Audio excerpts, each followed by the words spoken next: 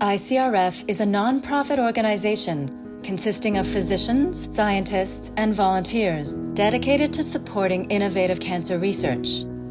With chapters in Montreal, Toronto, New York, Chicago, Los Angeles, Connecticut, and Israel, ICRF has raised more than $74 million and funded over 2,500 cancer research projects.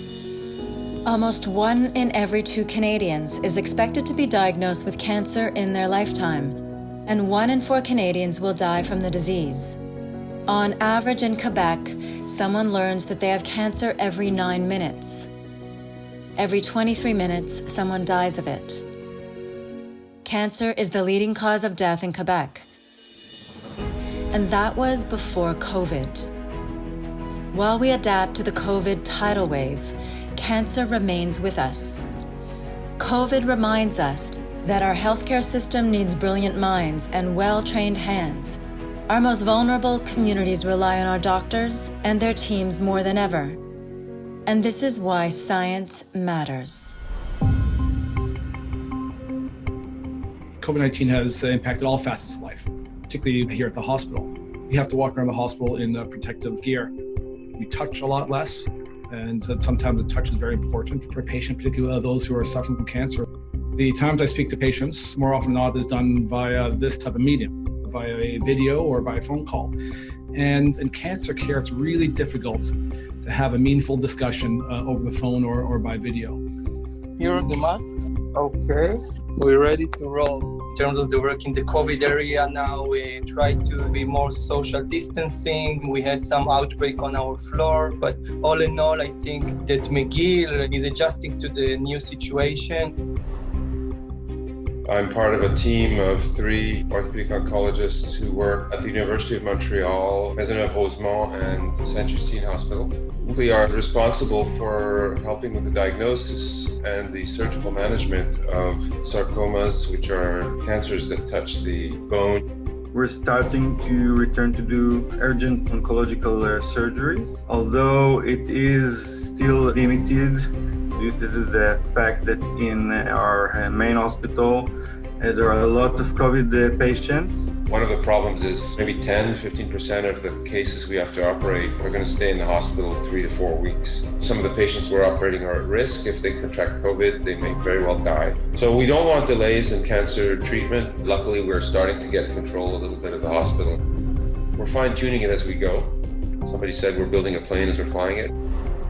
The hospital does not really feel like a safe place, because you have to protect yourself from an invisible enemy which lives mostly in your head, and you need to try to be strong.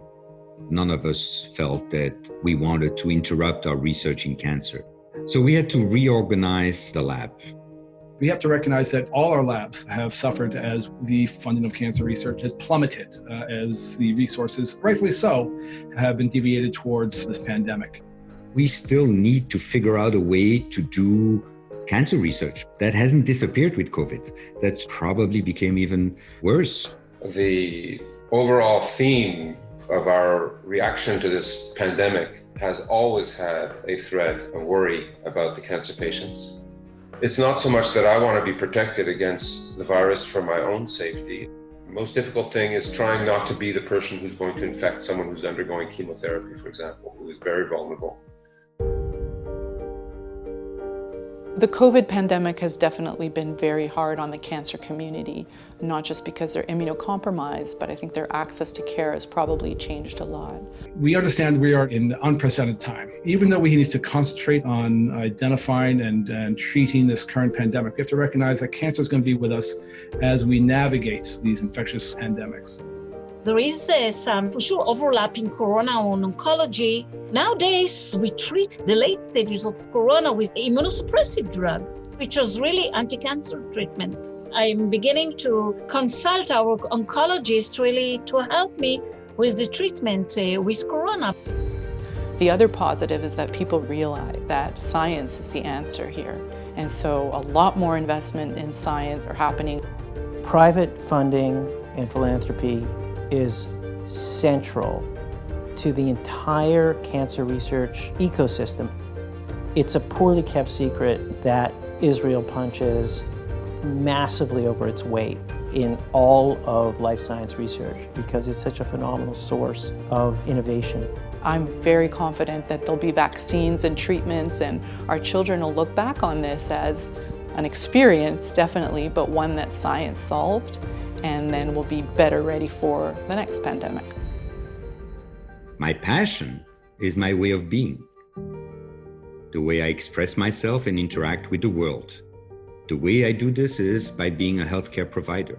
Although it's true that research and technology are helping cure more and more people, it remains fundamentally important never to forget that it is the caring that heals, even more in difficult times like now.